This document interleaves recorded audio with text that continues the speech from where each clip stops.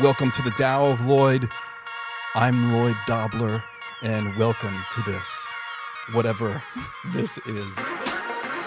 This moment in history, it's a slow-motion collision between fascist cosplay LARP and a melting popsicle of empire.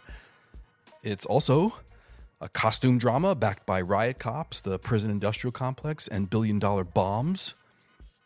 It's also very real history book material. It's where were you when Trump 2.0 and Project 2025 did X, Y, or fill in the blank with whatever this MAGA white fever dream algorithmically optimized for patriotic vibes and shock and awe had in store for us next material. This podcast, it's a vinyl record spinning in a microwave full of manifest destiny. I'm a Zen glitch in the algorithm of American nostalgia, half koan, half mixtape, a deleted scene that escaped the cutting room floor and learned how to podcast, a bootleg action figure from a movie that never existed sold at a gas station in the multiverse. And yeah, let's get this part out of the way early on in the project. Your host, this guy, me, I know I'm not real. You know I'm not real, but neither is money, neither is the idea of America, neither is your professional identity. It's just ego in business casual. So go ahead, suspend your disbelief, do it willingly, please. And in the interest of transparency, I'm also not John Cusack. This is not John Cusack holed up in his loft in Chicago in the middle of some shadow banned rabbit hole, launching this podcast as some sideways angle to somehow get a sequel to Say Anything greenlit so the world can find out what happened to Diane Court and Lloyd Dobler after they flew to England at the end of the Reagan era. Maybe I'll tell you about that in some future episode. But the real question isn't what's real. The real question isn't what's real. The real question is, what do you choose to believe in anyway? Because me, I believe in quitting. Not quitting in the sense of turning my back on this moment as I previously defined it, but more in terms of a sacred refusal. But I'll have to admit it, the younger version of me, the one in the streets during the Battle of Seattle and then back in the day with a black hoodie and my face covered, believed in what the capitalist state would probably call violence. I would call it strategic property destruction. And it felt good for a moment. Chuck a brick through a bank window or a Starbucks window, but not now, man. That's not me. Now I'm talking about sacred refusal, strategic, momentary disengagement. Lao Tzu, in chapter 30 of the Tao Te Ching, says, for every force there is a counterforce. Violence, even well-intentioned, always rebounds upon oneself. And so I say trying to muscle your way through empire is like trying to win a mosh pit with a resume. So I'm not here to fight the machine so much as I'm here to unplug it, flip it off, and leave it on the curb with a note that says, do not reincarnate. So think of this pilot episode of the Tao of Lloyd, or this whole project, as a punk rock Zen-soaked rejection of the bullshit we've been force-fed since the 5th grade, since we were mindlessly pledging allegiance to the fucking flag in our husky jeans from Sears before standing in free lunch lines waiting for government cheese and then getting shoved outside to play asses up during recess. I'm not suggesting that you tune in and turn on and drop out, because if you're my age, if you're Gen X, you missed the summer of love and came of age in the winter of Reagan. We got tuned out, turned down, and priced out. So let's learn to quit this with purpose together. And if that sounds lazy, that's your programming talking. Because the truth is, I'm not burned out. I'm not cynical. I'm not a dropout. I'm awake.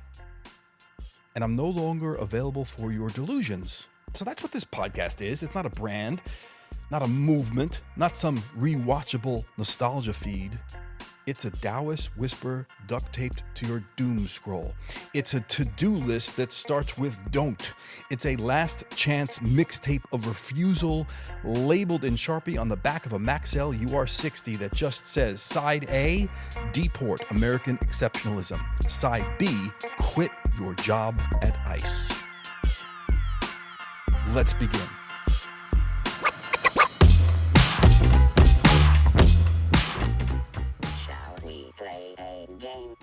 Oh.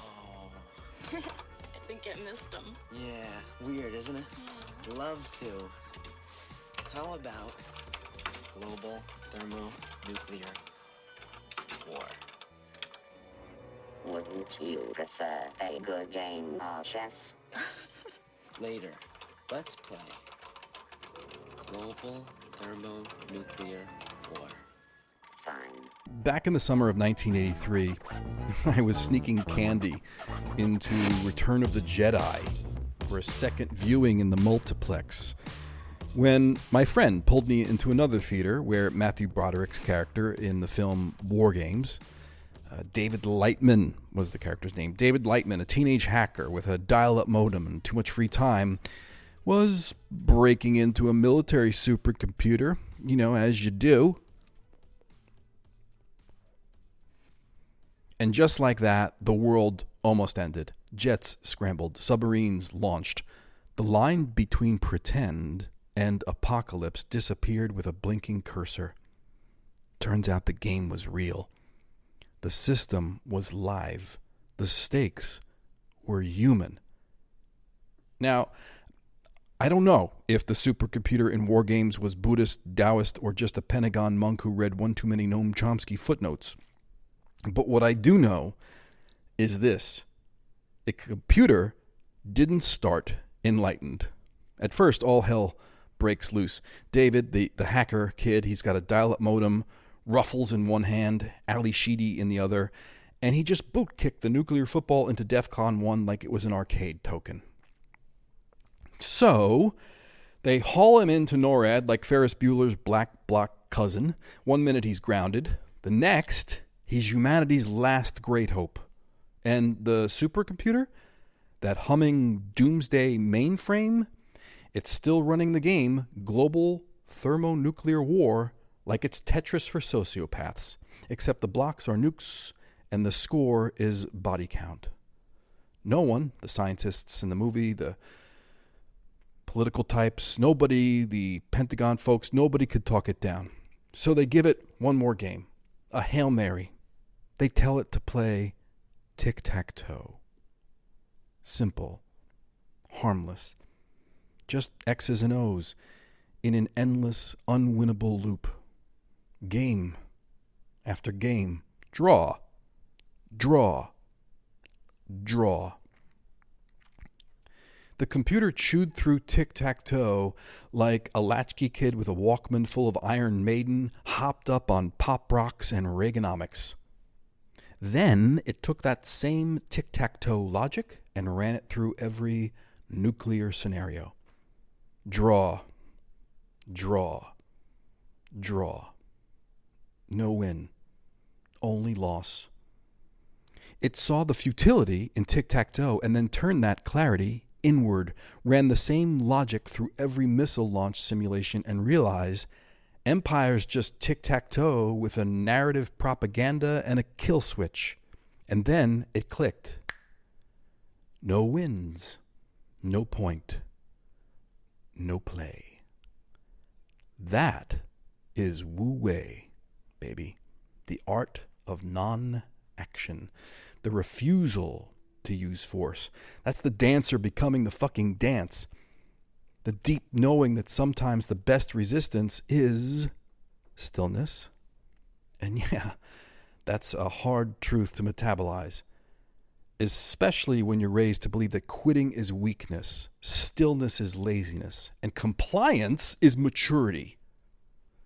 But look at what we're up against. Project 2025 and the MAGA movement are white fear, reincarnated as Mussolini with a spray tan and a MAGA hat, demanding the head seat at a table that they already fucking flipped over.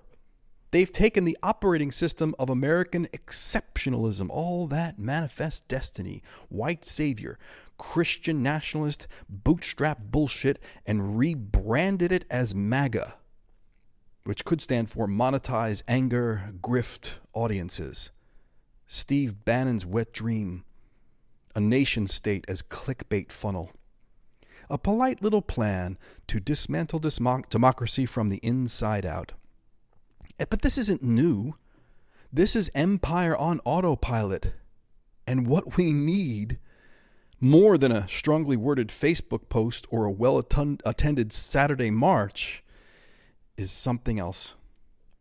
Don't get me wrong, we do need a diversity of tactics, and those marches and those Facebook posts can still be part of the mix. I hope you make this podcast part of your strongly worded Facebook post today. But to push back against the very human urge to comply in advance, we need a spiritual firewall.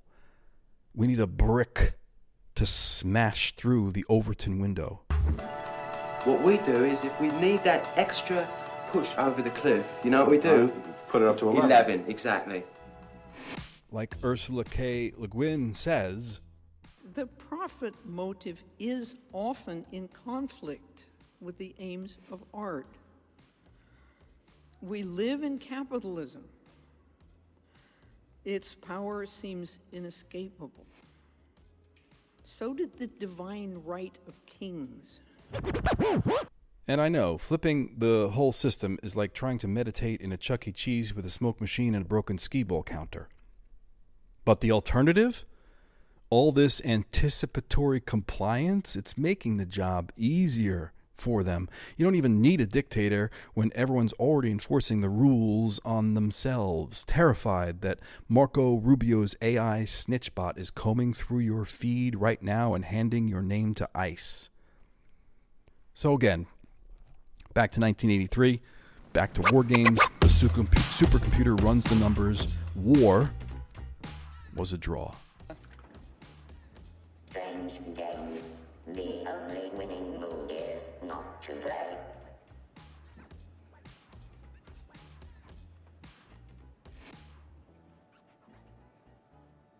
How about a nice game of chess? If the Pentagon AI melted down and still had the wisdom to say, "Not today, Satan," then maybe it's time we stop calling compliance a virtue and start calling refusal a strategy. Tonight, President Trump's immigration crackdown ramping up, with sweeping raids across the state of Florida. Just as the Supreme Court gives the president a major victory today, revoking the legal status for migrants from Cuba, Haiti, Nicaragua, and Venezuela. That means that even as the original ruling is you can appealed, pull that or Trump just about any administration can deport more than news clipping 500,000 people currently nightly west from and those say four this is countries, what fascism even though looks many like when it arrived clocks in legally under a early. Biden-era Not program. some dictator pounding a podium. It's a knock on the door at 5 a.m. It's someone's mom being dragged away from her kids. It feels like we're waiting for the moment to be unmistakable, like a clear chapter heading in a history book about this moment that says Trump fascism started on this day. But this isn't just the viral videos of the jackboots. This is also badges and lanyards. It's HR-approved fascism built on the concept of anticipatory obedience. People carrying out orders they haven't even been given yet. You don't need a dictator when the algorithm enforces the rules for you and your coworker volunteers to write the memo. Because sometimes fascism gets direct deposit. Empire just isn't out there. Sure, it's the ICE agents, it's the Raytheon engineers. It's also right here now. It's clipboard Karens in HR passing policy memos down the food chain. It's code written by people just trying to keep their health insurance. It's algorithms outsourced to defense contractor's nephew with a minor in machine learning and a major in plausible deniability. Project 2025 isn't a coup. It's a compliance protocol. A white paper wrapped in red, white, and blue, handed to the admin state and asking, how loyal are you to your job title? I mean, you don't need a dictator when everyone's already afraid to speak up at work. When people tell themselves, I'm just doing my job. This isn't my fight. If I don't do it, someone else will. That's the scariest part. Not the big, bad, strong man with the loud voice and the orange face paint. The scary part is how quiet it is right now. How many of us are already enforcing the rules on ourselves. That's anticipatory obedience. Empire's favorite line dance. No partner needed. And trust me, I've danced it. I've played the part. I've trimmed the edges. I've toned it down. I've swallowed rage in meetings, gone silent in rehearsal rooms, nodded along with nonsense to keep the peace. I mean, you start out thinking that you're protecting the peace, your paycheck, your family. You end up protecting the system that you want to disappear out of fear that it will disappear you from the system. Or if not you entirely, the privileges that come with whatever position you've clawed out for yourself. So yeah, this is a part of the podcast where I have to pivot hard into Ram Dass. I know what you're thinking. Ice Raids and Ram Dass aren't usually on the same playlist, but stay with me. I'm both the DJ and the rapper. Back in 2016, I found myself in Maui, burned out, broke and broken open, sitting in the presence of a paralyzed old man who saw everything, who went by the name of Ram Dass. Yeah, the Be Here Now guy himself. And he told me the story that he and others have told for thousands of years. Maybe you know it. It's the story of the Chinese farmer and the horse. And I always find it comforting, a little funny, a little sad, but very comforting. And I hope you find it comforting as well. So here it is. The story of a farmer and a horse, and then the horse ran away. And his neighbor came up to him and said, "Oh, that's terrible. You've lost your horse." And the farmer looks at him and says, "You never know."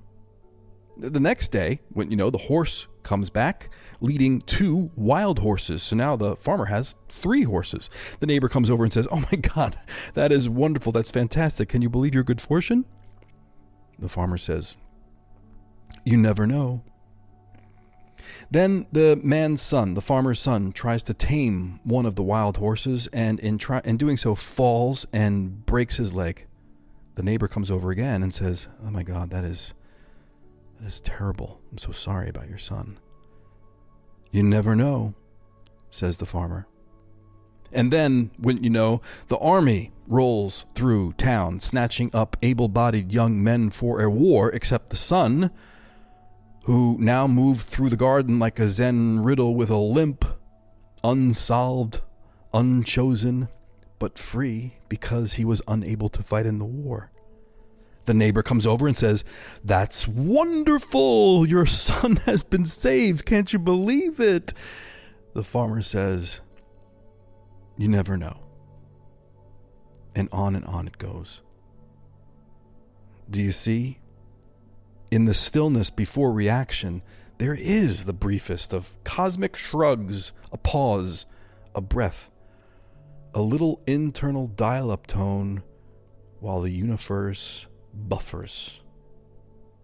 And it's in that pause, if we let some silence in, we might just spot the trap. See, the farmer treats time like jazz, improvise, adjust, stay cool. The fascist state treats time like a spreadsheet, binary, color-coded, and past due, because the trap is fear. The trap was the story I kept telling myself about why I couldn't act, why it wasn't the right time, why I had too much to lose. That's what anticipatory obedience feeds on. It doesn't need marching orders, just your hesitation and a half-hearted nod, because before you say no to the system, you have to stop saying no to yourself. That's what quitting means. in this sacred refusal sense, not resignation, not despair. A strategic withdrawal from the theater of illusion. The moment you realize, I don't have to play this role anymore. I don't have to carry water for a system that drinks blood. That's the kind of quitting I'm talking about, not a collapse, a becoming. And yeah, maybe it won't stop ICE from knocking down the door tomorrow. Maybe it won't derail Raytheon's next weapon contract. But it'll start something. Because when enough people stop playing the game, the fucking game breaks. And that leads us into a section of the podcast that will become a recurring theme. An open letter. And this week's open letter is to ICE agents to quit. And if you'll indulge me, I'm going to do a little Vanilla Ice impression to kick it off.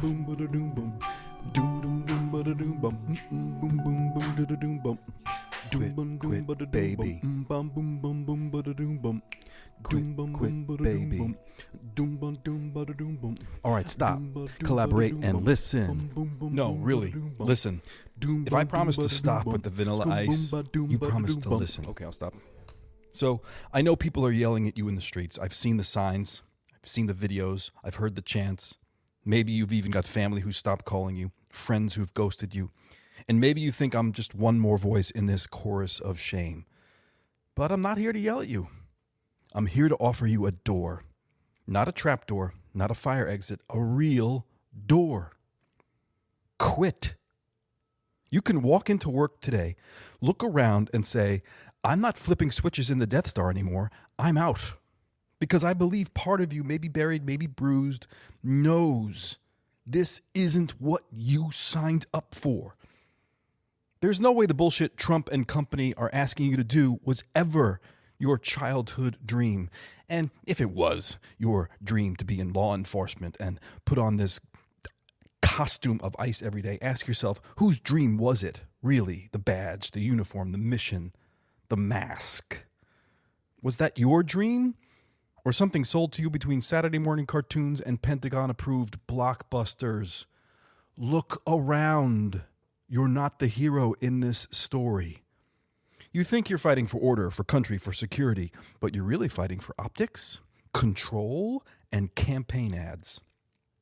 You're not Luke blowing up the Death Star. You're the stormtrooper guarding the detention level. Right now, you're enforcing policies written by people who treat suffering as strategy and families as leverage.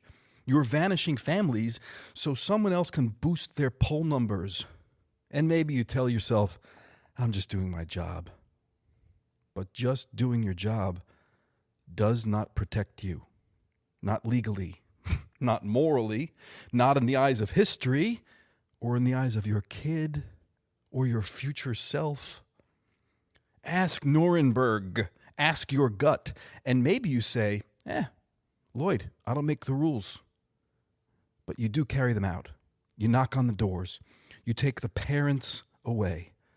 That's anticipatory obedience. But here's the good news. You can stop.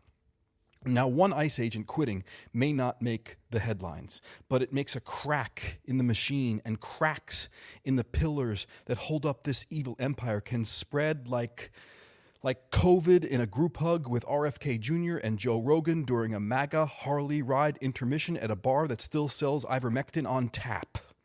You are not alone. You are one person, and that is enough. Enough to say, not today, not me, no more. You don't need to be perfect. You don't need another job lined up. You just need to make one honest decision. Step away. Quit.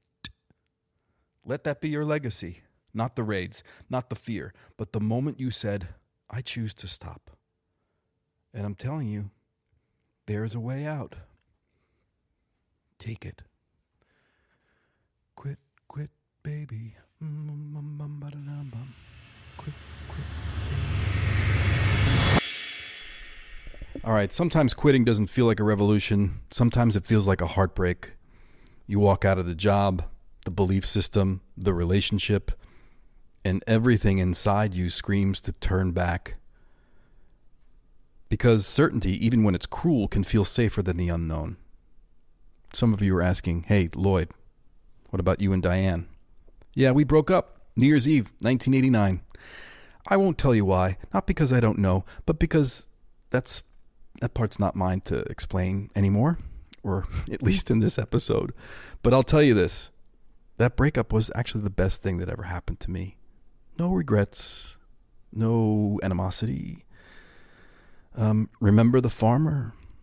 You never know. Remember the ICE agent? Quitting wasn't weakness. It was the first honest act of strength. And me, as a kid, I held a boombox over my head like that was going to fix everything. Thought if I just showed up with the right soundtrack, the world would cue up a happy ending. But the boombox wasn't enough.